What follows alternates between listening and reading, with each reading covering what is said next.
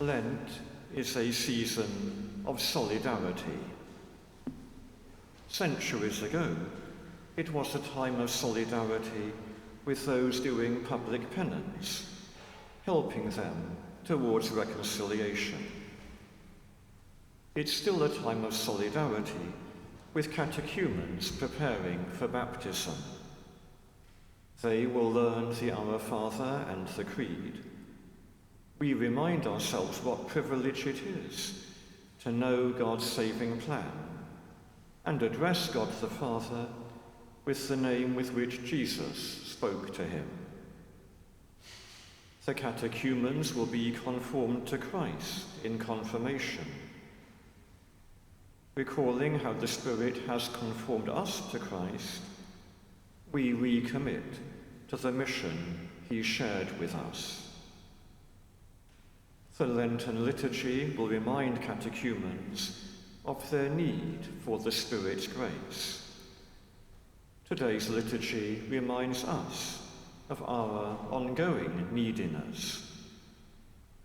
Ashes speak of mortality, hence of our complexity, which goes with our unique dignity in the world, as animals who can know, love, and worship God with mind and will, but it also makes for physical and moral frailty. Into our neediness and our failures, God reaches out with his own powerful gesture of solidarity. God the Son has shared our physical frailty and been the victim of betrayal, injustice, and cruelty.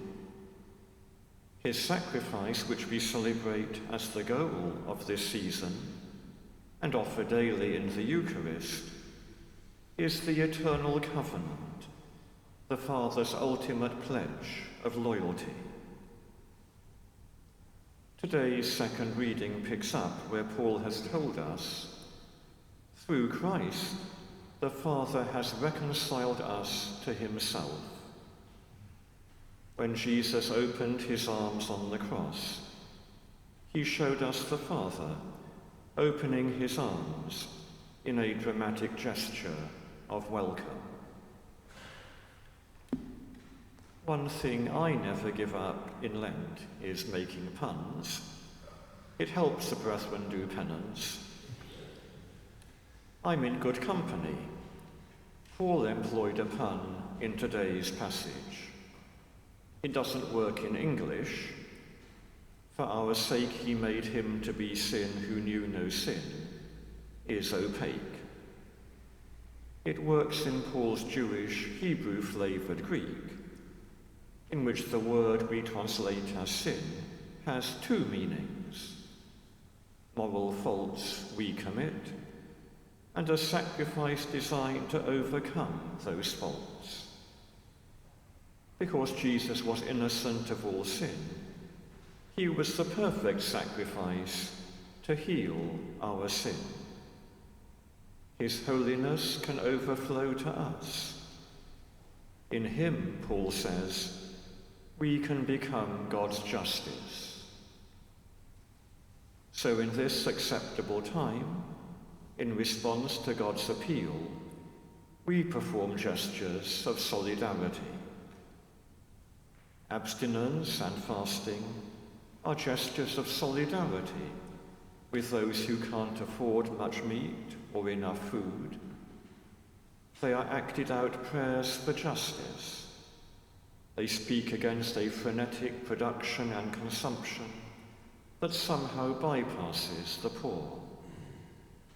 Our almsgiving, our gestures of mercy, are an acted out prayer for justice, set against all inhumane neglect of those the Torah tells us to welcome and to help in ways that cherish their dignity. We perform these gestures not to show off, nor so that we can congratulate ourselves, but as a prayer, praying that God will open human hearts to welcome his justice and extend it to others. We pray in confident hope, because Jesus' resurrection empowers us to live in newness of life and to lay hold on his victory over all that oppresses God's children, even death itself.